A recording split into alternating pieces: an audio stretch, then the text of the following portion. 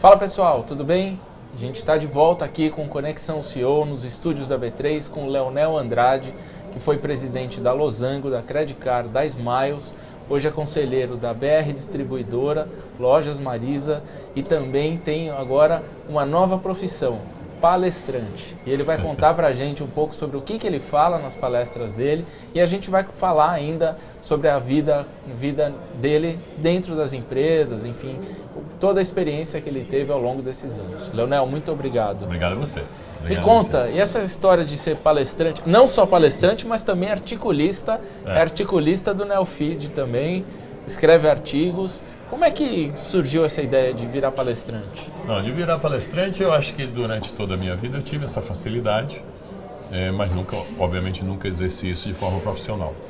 E muita gente sempre perguntava e falava e incentivava, e eu gosto, porque eu gosto muito da interação, acho que é uma maneira de contribuir com o futuro das pessoas, e tenho feito, uma vez por semana ou duas, eu tenho feito palestras e tem me gratificado bastante. Nas próximas semanas aí tem algumas boas para acontecer, e são palestras de alinhamento, né, que obviamente geram motivação, mas é principalmente com foco no alinhamento de times e fazer com que as pessoas se conectem em outras coisas que não sejam especificamente questões técnicas. Você está fazendo mais em palestras fechadas para empresas, é isso? Para empresas. As empresas têm me convidado e eu tenho feito com muita gratificação. Hoje existe um termo que existe muito empreendedor de palco, né? Você é o caso oposto, você teve muita experiência e hoje está compartilhando aí com as pessoas, né? Tem que reconhecer que tem gente boa em todos os setores e tem gente que agrega valor em qualquer negócio, em qualquer setor, e tem muitos palestrantes bons. Por outro lado, tem muito palestrante que tem pouco background, naquilo que está falando, ou se propondo a fazer, mais teórico, não quer dizer que seja ruim, é apenas diferente, e eu tenho tentado passar um pouco das minhas crenças e daquilo que eu vivi que foi positivo. E o que você fala, principalmente? Qual que é o... Eu destaco 3 coisas que eu enfatizo bastante, que trabalho isso nas palestras. Empatia, emotividade, gratidão. Destrincha para mim isso aí, esses 3 temas. A empatia é muito uma questão, não é só uma questão de você se ver o mundo pelos olhos dos outros, é principalmente você conhecer as pessoas. Você não consegue ser empático se você não conhecer uma pessoa. Então eu incentivo muito que você precisa conhecer, e muito cuidado com aquela história, por exemplo, da famosa regra de ouro, faça pelos outros aquilo que você gostaria que fizessem por você. Isso é um caso, isso é muito errado. Eu uso um exemplo que parece meio banal, mas talvez esclareça isso muito facilmente. Não é porque você é um sadomasoquista que você tem que fazer sexo batendo nos outros, porque você acha que isso é bom, porque é bom para você. Então, né, você precisa conhecer a pessoa, então você tem que fazer pelos outros o que os outros querem que façam por eles. E veja, quando você está gerenciando pessoas, você está gerenciando a vida dessas pessoas. Você não está gerenciando a pessoa no trabalho, porque não existe isso. Você está gerenciando a vida dessas pessoas e dos filhos dessas pessoas, de uma família muitas vezes. Se você não conhecer os sonhos, não conhecer as vontades, não conhecer de fato a pessoa, a sua chance de errar é enorme. E você não está errando simplesmente no resultado da sua empresa, está errando na vida. Quantas pessoas são marcadas ou são desperdiçadas por decisões erradas de gestão? Então, conhecer é a coisa mais importante do mundo. Mas também mais um cuidado. Quando você está conhecendo a pessoa, você está pisando em solo sagrado. Portanto, respeito é fundamental. Né? Respeito pela pessoa e geração de confiança é fundamental. Então, a empatia é muito no sentido de... e conhecer também os clientes, vale a mesma coisa. Por exemplo, eu fui gestor da Losango. A Losango, na época, era a maior financeira do Brasil. Eu acho que um grande sucesso que a gente teve foi entender o que o cliente quer. Você sabe que um cliente de financeiro só tem um sonho comum entre todos os clientes de financeiro. É deixar de ser cliente. Pagar a dívida dele. Né? Pagar a dívida e se livrar daquilo.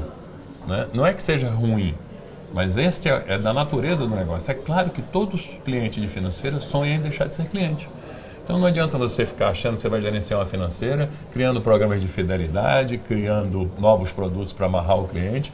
Não é honesto, não é muito correto. O correto é trabalhar para que ele deixe de ser cliente. Só que é óbvio, é como um hospital. Você detesta ir para o hospital, mas você sempre vai para o hospital porque você confia, em que você é bem tratado, em que as pessoas de fato estão trabalhando por você. Mas você está louco para deixar de ser cliente. Sim. Então isso é uma maneira de... a empatia do ponto de vista do negócio. Esse é só um exemplo. Essa é a empatia.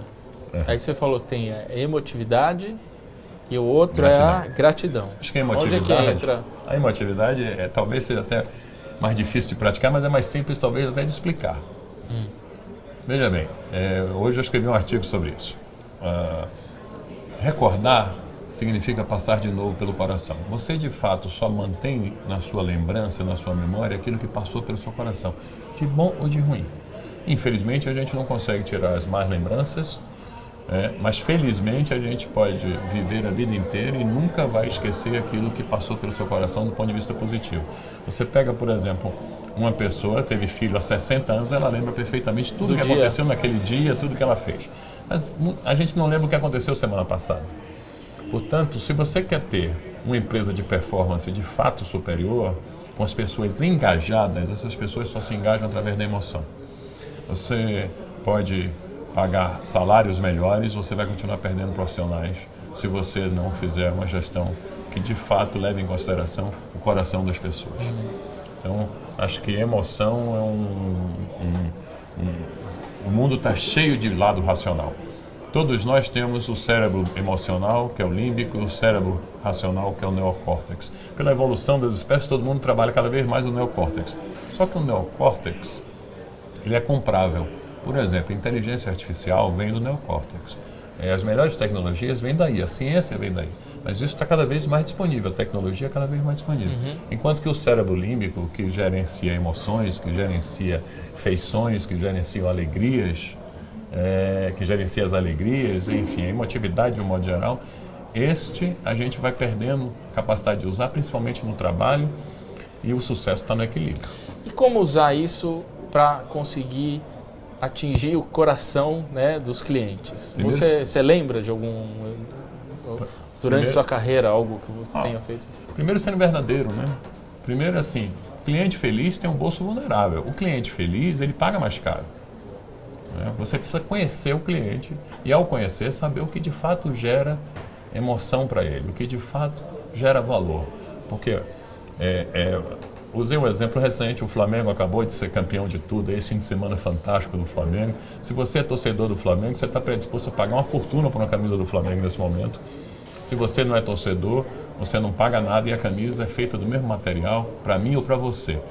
Onde é que está a diferença do valor? É o preço mais o sentimento. Se você conhece o sentimento dos seus clientes, se você conhece exatamente o que faz diferença do ponto de vista emocional, você vai sempre ter uma margem melhor. Então, por exemplo, ao gerenciar o programa de fidelidade na Smile, nós tomamos uma decisão estratégica pensando nisso, que foi fundamental. Nós só vamos trabalhar com viagem, porque a viagem é emocional, é o que o cliente de fato quer. O cliente não queria usar suas milhas para trocar por um bem, um liquidificador. Uma televisão. Nós não perdemos tempo com isso e, de fato, adotamos um mote de é mais fácil viajar com as Smiles e trabalhamos o tempo todo para isso, enquanto que nossos concorrentes estavam olhando para outras coisas, perdendo o foco do que de fato é o que o cliente quer, o que de fato onde estava a emoção do cliente. Porque viajar, sem dúvida, é uma decisão emocional, em primeiro lugar. Ninguém viaja... Óbvio, né? Não estamos falando aqui das viagens de trabalho, porque em programas de fidelidade todo mundo praticamente viaja a lazer. E ninguém viaja a lazer tentando se ocupar com questões profissionais. Agora é a questão, perdão, da gratidão. Onde é que ela entra aí? Isso aí talvez seja até mais simples ainda. Veja bem, Carlinhos. Ao nascer, você só está aqui por causa de outra pessoa. Eu só estou aqui por causa de outra pessoa. Você só desenvolveu a sua carreira por conta de outras pessoas. Quando você fica doente, são outras pessoas que cuidam de você. Quando você tem notícias boas, são outras pessoas que vibram por isso. Quando você tem problemas, são outras pessoas que te ajudam. Quando você morrer, são outras pessoas que vão cuidar de você. Portanto, você é o outro do outro. As pessoas são muito mais importantes do que você. Se você não reconhecer isto e não for grato, a vida não vai ser boa para você. Simplesmente porque você não vai ter convivência. A gratidão é um segundo presente. Se você ganhar um presente, o maior presente que você pode ter é a gratidão por aquela pessoa, por aquilo que você ganhou. Esses presentes são emocionais, as coisas estão ligadas. Mas assim, eu acho que se a partir do momento que a gente reconhece que você não faz nada sozinho, absolutamente nada, a gratidão passa a ser a coisa mais importante da vida. Hoje, nesse novo mundo que a gente vive, fala-se muito sobre propósito, né? Que é algo que a gente não mencionou ainda aqui, que eu acho que envolve um pouquinho de cada uma dessas coisas que você mencionou. Os jovens hoje, você até falou, você não consegue mais segurar uma pessoa ganhando muito dinheiro se ela não for bem tratada, se não tiver esses pontos que você mencionou. Onde entra o propósito aí, além dessa parte de gratidão, de emotividade? Veja, o propósito é nada mais do que uma visão compartilhada, uma visão de cada um, ou de cada empresa. Eu, por exemplo, o que eu estou fazendo aqui, o que eu estou fazendo na minha carreira nesse momento tem a ver com um propósito de vida. Né? O meu propósito de querer ter uma vida mais significativa para os outros e para mim por consequência. Então, eu acho que o fundamental é que a gente consiga sempre estabelecer uma visão, seja do ponto de vista individual, seja do ponto de vista de empresa. E com isso, você tendo uma visão clara do que você é, da cultura que você está estabelecendo, você vai ter as pessoas que se engajam no seu propósito.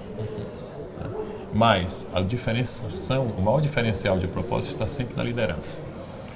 Quando o dono do negócio, e o dono pode ser de fato o proprietário, pode ser um executivo sênior, pode ser um CEO, aquele que toma as decisões no dia a dia. Quando ele acredita naquele propósito e naquela visão, ele é capaz de transformar todo mundo na organização para o mesmo sonho, levar todo mundo junto. Então, o propósito tem muito a ver com o dono no sentido de a pessoa principal na gestão daquele negócio. Você falou muito, a gente falou no primeiro bloco um pouco dessa tua transição. Você acabou de falar do propósito, hoje você também está transformando vidas, de certa forma, levando o que você aprendeu ao longo dos anos para essas pessoas.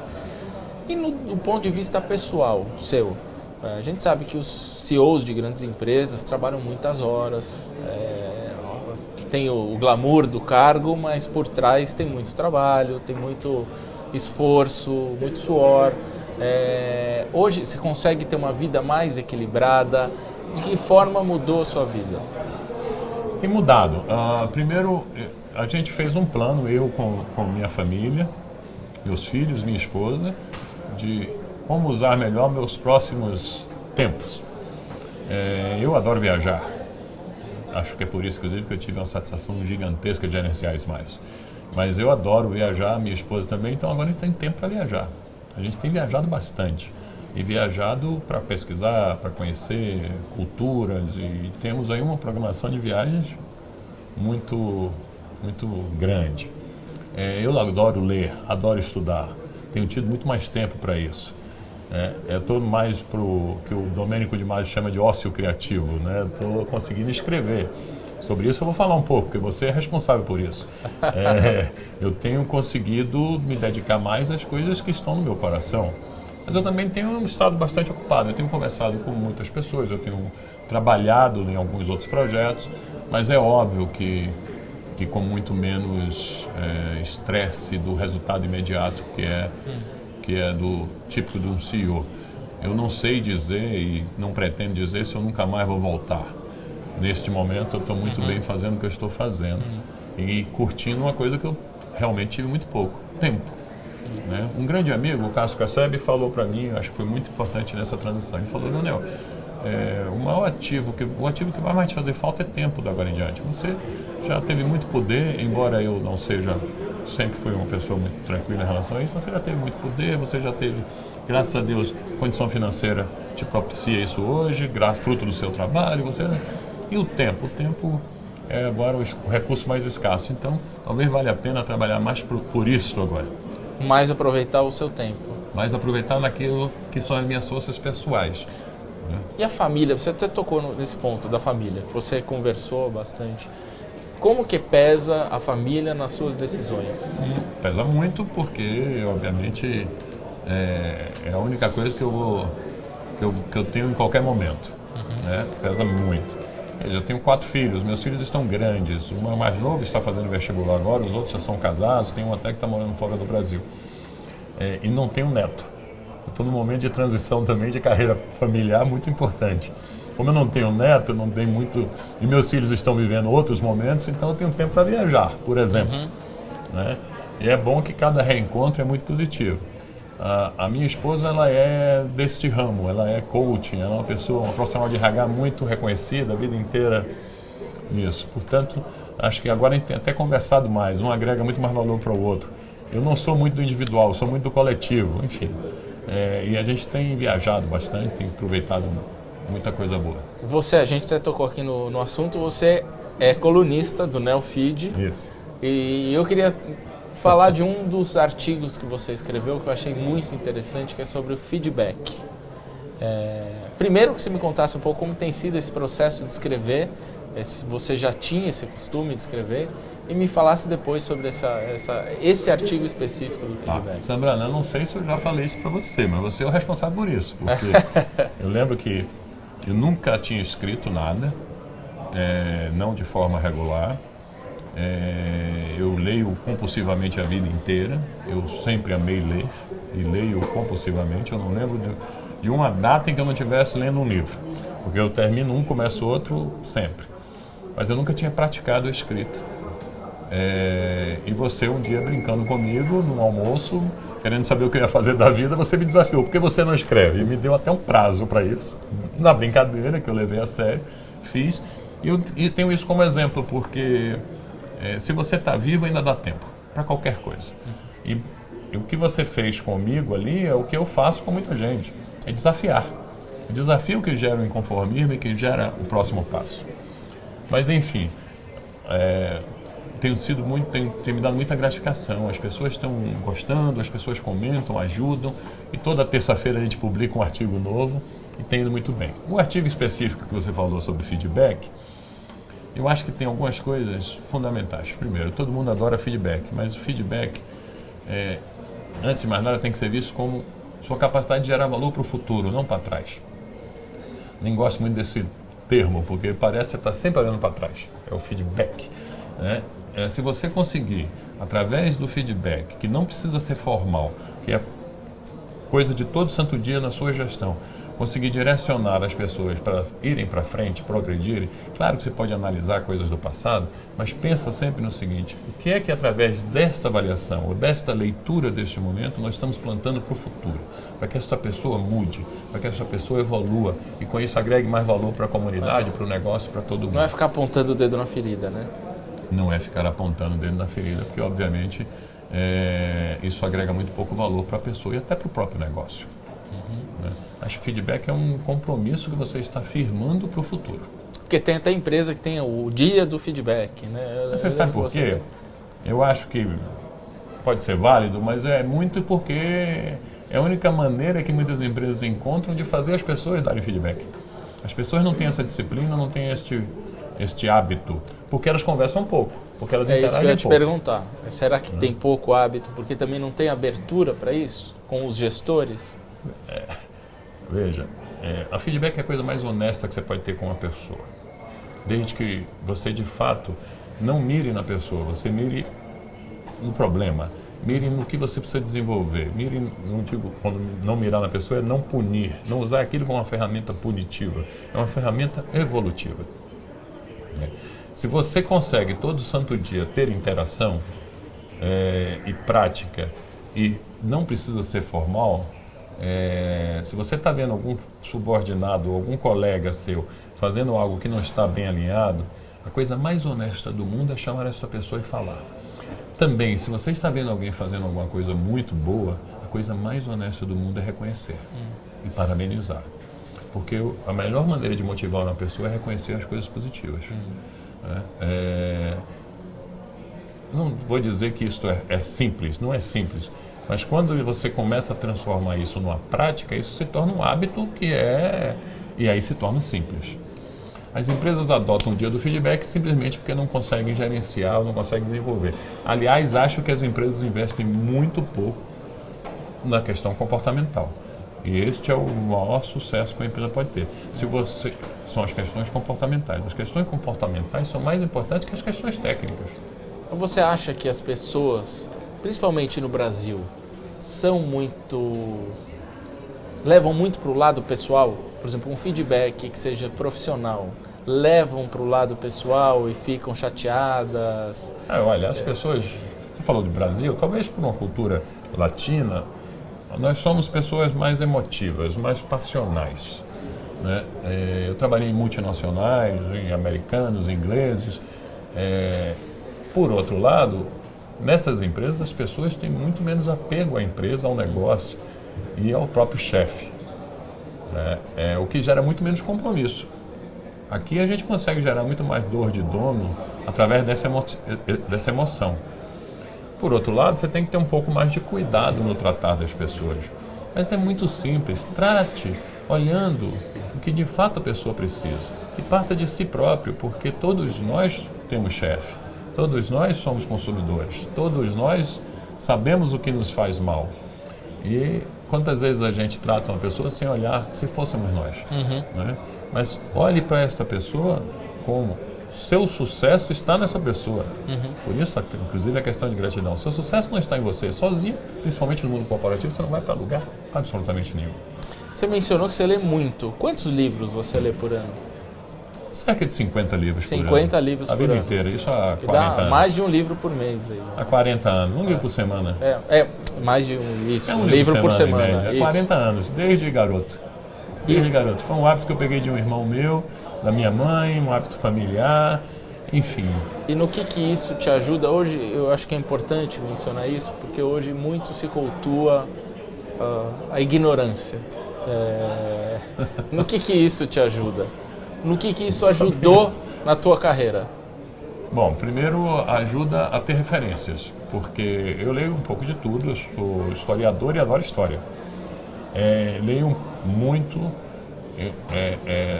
de biografias, leio muito de romances, leio de tudo, não tenho nada muito específico, e livros de administração também, de gestão, etc. Mas me ajuda primeiro a ter referência, a ter exemplos, a conseguir diferenciar coisas, me ajuda a ter visão histórica, que eu acho fundamental. Você não está aqui de hoje, você está aqui por uma série de questões históricas na sua vida e eu estou aqui com você por isso também, por outros cruzamentos, e muitas vezes a gente toma decisões ou julga pessoas sem conhecer o que as trouxe até aqui ou quais são suas motivações. E normalmente essas motivações nos negócios ou na vida estão ligadas a fatos históricos. Então a leitura me ajuda muito nisso. É um hábito, e me ajuda a escrever. Né? É um hábito que eu gosto, mas assim, não acho que eu sou melhor ou pior do que alguém por causa disso. Mas isso te ajudou no dia a dia das suas empresas que você Sempre comandou, trazendo referências históricas, como você disse, olha, putz, não vamos fazer isso, vamos fazer por aqui, porque você aprende também com os erros e acertos dos outros pelos livros também. Sim, principalmente livros de liderança, livros de gestão, mas até mesmo romances. Eu, por exemplo, tenho um hábito muito saudável. Eu conheci lugares no mundo, já viajei por conta de livros que eu li. Eu cito um rápido aqui, a Catedral do Mar em Barcelona. Eu li um livro chamado A Catedral do Mar, que agora é uma série da Netflix, que me fez conhecer um lugar que é muito pouco visitado em Barcelona, que é um marco, e que é uma história de propósito único no mundo. A Catedral do Mar é uma catedral que foi criada no século XII, no século XIV. Na época era a maior catedral do mundo dedicada à Virgem Maria. Até aí nada demais, mas o grande negócio é que é a única catedral da história do mundo, talvez até hoje, que foi totalmente construída sem nenhum dinheiro dos nobres ou da igreja. Foi 100% trabalho voluntário de estivadores e de pescadores. Um propósito de 100 anos. As pessoas que começaram a construir e não viram o final. Carregavam pedras, iam lá de trabalho voluntário. Eu viajei por conta de um livro que eu li sobre isso, mas isso me trouxe muita lição para a vida empresarial. Você começa a desenvolver outras visões do mundo que eu acho que são fundamentais. Legal. Leonel, a gente está caminhando para o fim do programa e eu sempre faço aqui um bate-bola, perguntas e respostas rápidas aqui com os entrevistados e quero fazer com você. Quem é seu ídolo? Eu tenho muitos ídolos, graças a Deus. Talvez um grande ídolo seja minha mãe. Sua mãe. Eu não vou nem te perguntar por quê. Além da sua mãe, outro ídolo. Alguns chefes que eu tive chefes brilhantes. Talvez um grande chefe que eu tive, o Conrado, foi um grande chefe, o Gustavo Marinho. São chefes que confiaram em mim, me deram o Constantino. Chefes que me deixaram tocar a vida e que confiaram em mim. Qual característica você mais admira em uma pessoa? A gratidão. E qual você mais detesta? A arrogância. O que toca na sua caixa de som? Toca tudo. Muito MPB, toca tudo. Qual é o seu hobby? Ler. Poder é? É compartilhar. O que te faz levantar da cama todas as manhãs? As pessoas. Liderar é? Liderar é interagir. Liderar é muita coisa. Liderar é muita coisa. Mas liderar é ser feliz através dos outros. Que conselhos você daria, olhando para essa câmera aqui, para quem está começando na carreira? Não pare de aprender, porque primeiro que o mundo tem mudado cada vez mais rápido, mas mesmo assim você vai viver muito. A longevidade veio para ficar. Aliás, o maior desafio da vida hoje é viver muito. Portanto, você vai ter muitas carreiras e muitos recomeços. Você só vai conseguir fazer isso se você estiver sempre buscando algo, estar aberto para o novo e se motivando e ao mesmo tempo se atualizando. Não pare, não se acomode. Maravilha. Leonel, muito obrigado pela tua coração. presença aqui coração. no Conexão CEO. E a você que nos acompanha, muito obrigado também. E você pode assistir esse programa no YouTube, no canal Neofeed Brasil e no site neofeed.com.br. E também escutar esse programa no formato de podcast nas principais plataformas de streaming. Muito obrigado e até o próximo Conexão CEO.